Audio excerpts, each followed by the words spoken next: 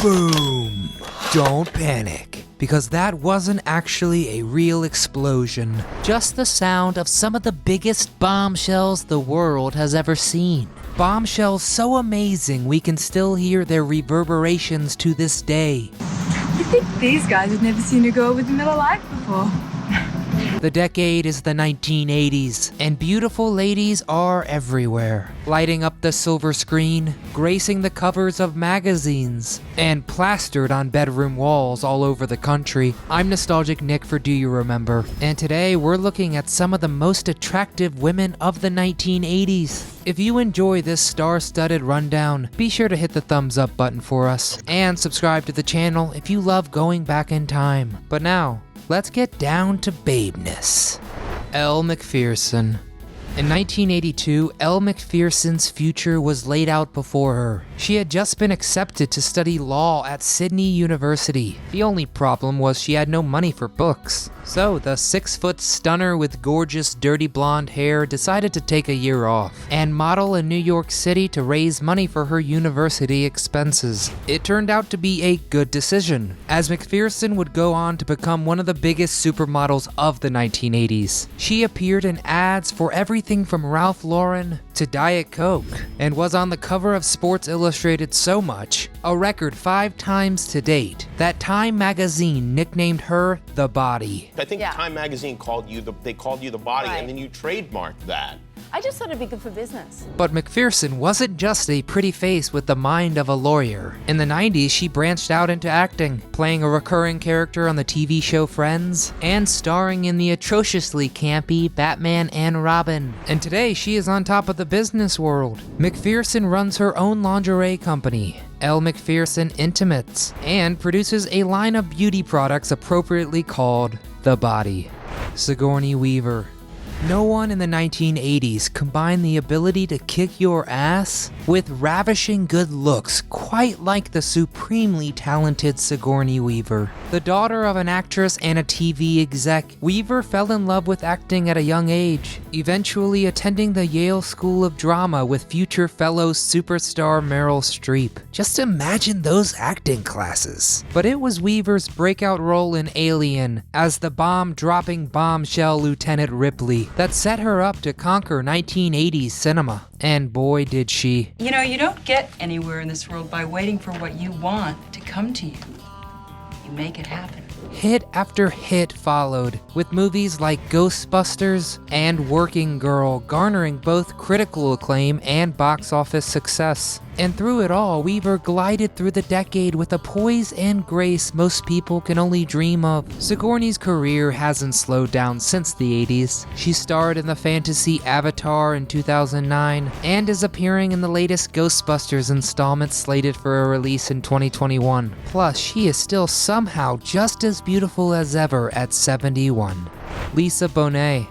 It would have been hard for fans of The Cosby Show in 1984 to picture one of the family's adorable children being included in a list of 80s bombshells. But fast forward 5 years, and boy did Denise Huxtable grow up. Lisa Bonet had always been beautiful. As a child, she starred in beauty pageants and had numerous guest spots on TV shows. But by the late 80s, her alluring smoky eyes and perfect cheekbones helped her become one of the most gorgeous women of the decade, and she let everyone know. This thing is just a little too successful, isn't it? Yeah. In 1987, she starred in Angel Heart alongside Mickey Rourke, and the two had a sex scene so steamy it had to be edited down to achieve an R rating. She then posed topless to promote the film in the magazine Interview, and the label of child star was left far behind. After The Cosby Show ended, Bonet semi-retired from acting, making sporadic appearances in movies like High Fidelity and the TV show The Red Road. These days, Bonet makes occasional guest spots on TV and helps raise her 2 kids with her husband, Aquaman himself, Jason Momoa. What a couple. Heather Locklear.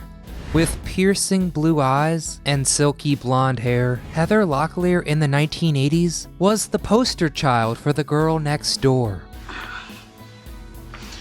Well, what do y'all do around here for kicks? she rose to fame as the scheming niece on ABC's Dynasty, which we do have a great deep dive episode for you to check out next. And along with Dynasty, and further cementing her status as one of TV's biggest stars, she appeared opposite William Shatner in T.J. Hooker. Audiences loved her whether she was a rich oil heiress or upstanding cop, and she always looked stunning either way. Post-80s, Locklear continued her dominance on television, starring in Melrose Place in the 90s and Spin City in the early 2000s. While she still makes TV appearances to this day, sadly, Locklear is in the news now more often for personal and health-related issues. In 2018, she was arrested twice for 2 separate instances of battery, and was also hospitalized with a suspected overdose on prescription medication. While certainly a troubled person today, we'll always remember Locklear for her beaming smile and uninterrupted string of TV hits. Cindy Crawford.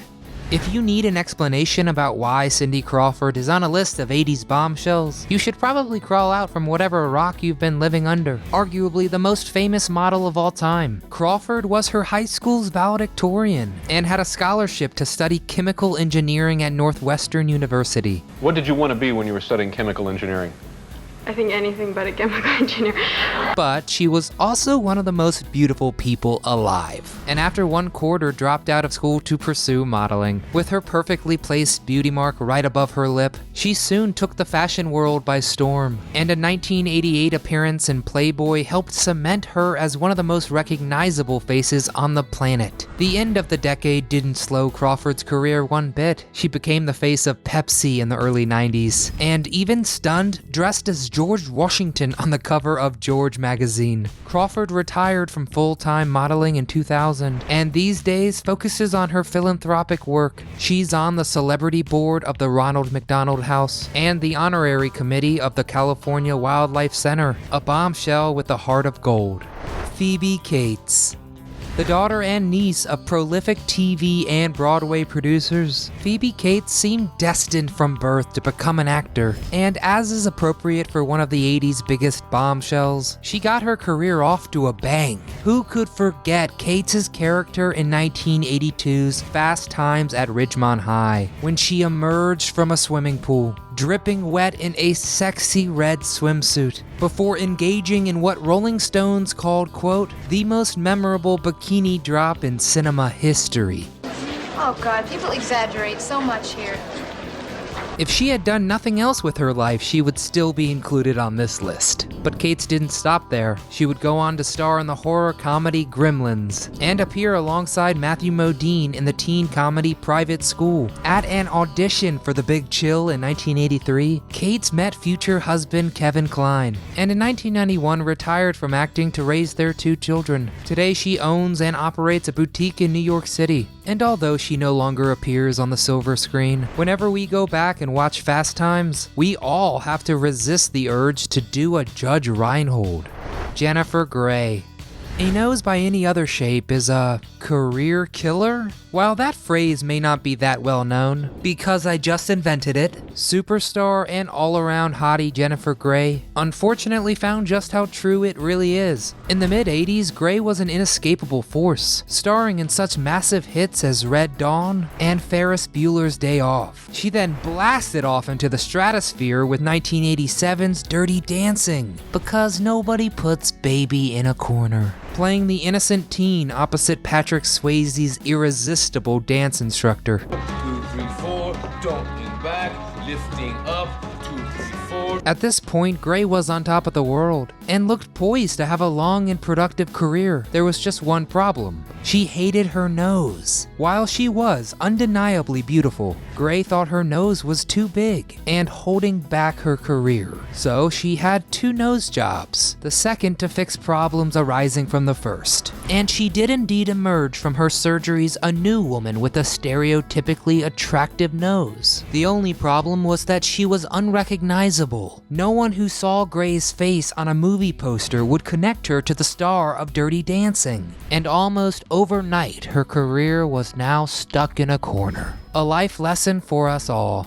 And there you have them, some of the hottest, most explosive bombshells of the 1980s. So tell us, who takes the crown for the hottest bombshell of the decade? Did we leave out your favorite lady? Let us know in the comments below. We read everyone. And be sure to hit the thumbs up button for us and subscribe to the channel. If you do, Cindy Crawford might give you a call, but no promises. As always, from all of us here at Do You Remember, thanks for watching.